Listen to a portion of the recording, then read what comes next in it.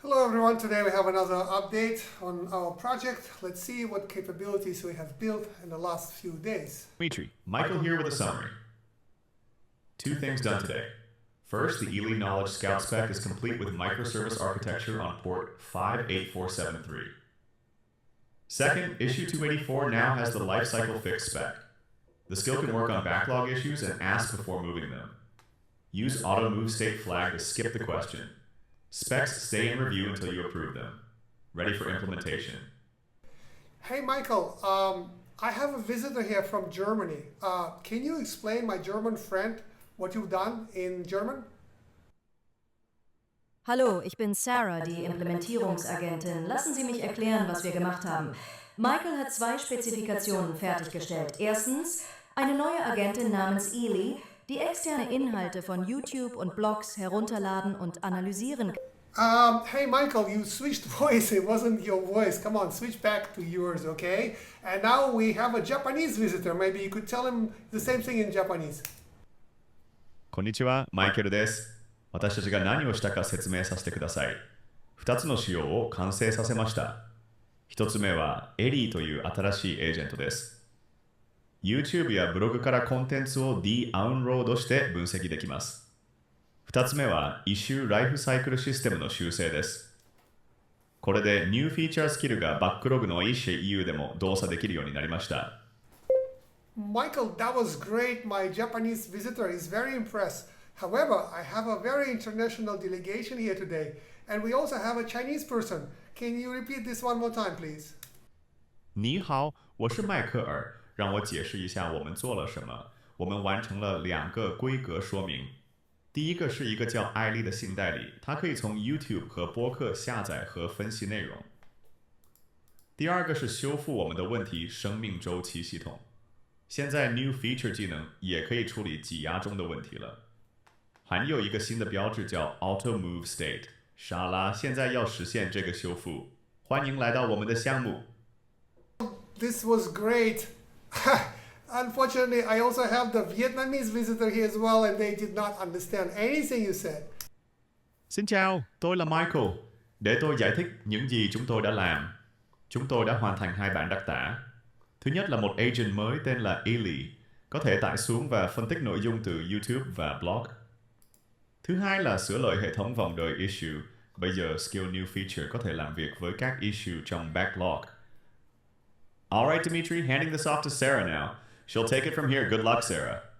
So Sarah is going to kick in right now, and we should be able to... I updated the dashboard to 15 seconds. So we should start seeing upgrades and increases in her usage of the tokens. So here's the deal. Issue 123 is actually a blog post workflow, not a code feature.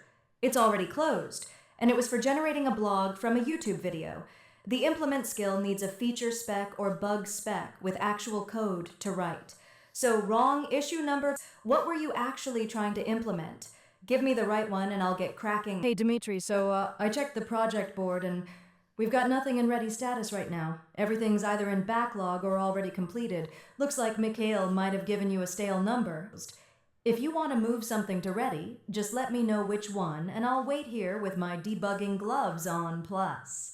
Sarah, I can actually see issue 264 and 293 in the ready state. I think, check it out, please. Check it out, please. Maybe she's right. Oh, nice catch, Ďmitri Plus. You're right. Both 264 and 293 are in ready status on the project board.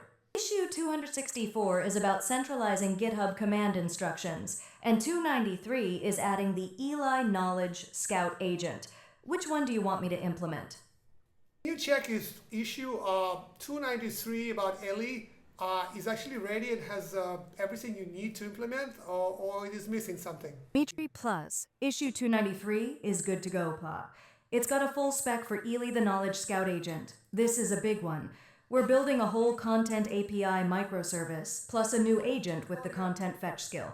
About 55 tasks across 5 phases. Want me to start implementing it? Right, Ďmitri. We're building Elie, a Knowledge Scout agent with a content API microservice. This is going to be fun plus. Let me analyze the spec and break down the game plan. Here's Elie. She's Knowledge Scout coming soon. So basically, by the time Sarah implements the agent, hopefully she'll come alive, although I will need to involve another agent to update the dashboard. Now we are running at a 15-second increment, and you can see it's live. So basically, it's a bit of me talking to her, and then all of it is Sarah. You see. Analyzed the spec, found 40 tasks across 5 phases, creating about 30 new files. We're building a content API microservice, the Elie agent, and the content fetch skill. It is going to be complicated. So basically, Elie's agent is supposed to be able to go to the internet and download content that is related to our project. So for example, she's going to be looking at articles, new research, interesting YouTube videos, posts, and so forth in the area of agentic workforce, or anything related to newest development in cloud code and other agentic tools.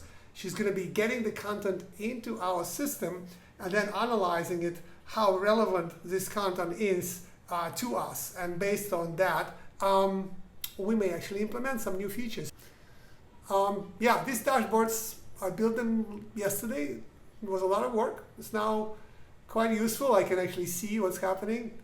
Last 24 hours, here we go, breakdown of agents. Let's look at the last 6 hours. You can see it's live. Let's look at the last 30 minutes. It's literally Michael and Sarah, as you see. So this is live data. It is true. It's not a joke. This dashboard works. We gotta watch them, these agents, because sometimes they don't follow. Here, now she's gonna look for the Python best practices that we have, and hopefully she will. Here, she found it. See, code standards. Python code best practices, and she's now going to use it. Hopefully she didn't screw up yet. She was actually disagreeing with me. Maybe I was wrong. Sarah, was I wrong? Do you need to use the regular structure? Please tell me. So here's the thing. The content API is a Docker microservice, not a UV script. It runs inside a container with Flask and Waitress, so it uses requirements txt and PAP, not UV inline dependencies. That's the correct pattern for Docker services. The UV best practices apply to our automation scripts in the scripts folder, not to containerized microservices. So we're good. I'm following the right pattern for this type of project. Well, I stand corrected, and I'm happy I have Sarah. She's smarty. She knows what to do. And yes, go ahead. So yeah, she's going to continue. I was wrong. She's right. And as a human, I'm going to stand back and let her do the work. Let me talk to my architect. So let's see. This guy is really cranky pretty soon. Earl here. Oh, great. You want to talk? Fine. Just finished adding 2 new pillars to your investor deck. Global by default and omni-channel orchestrate.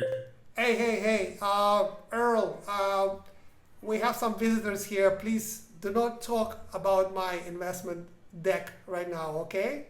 Earl, let's do some research, okay? Look up at some ideas we have basically in the backlog. Tell me which one you think we should work on right now. All right, let me pull up the backlog and see what mess you got sitting in there. Give me a second. Sarah. All right, I pulled up your backlog. You got about 30 open issues in there. Let me tell you the ones worth your time. Here's my take. If you want to impress investors, issue 295. Remote Cloud Agent Execution with E2B sandboxes. That's the one. It proves your agents can run in the cloud, not just on your laptop. That's real enterprise infrastructure. Second choice would be issue 299, skill duration and phase tracking. That feeds directly into your tokenomics story. You can show exactly how long each agent task takes and what it costs.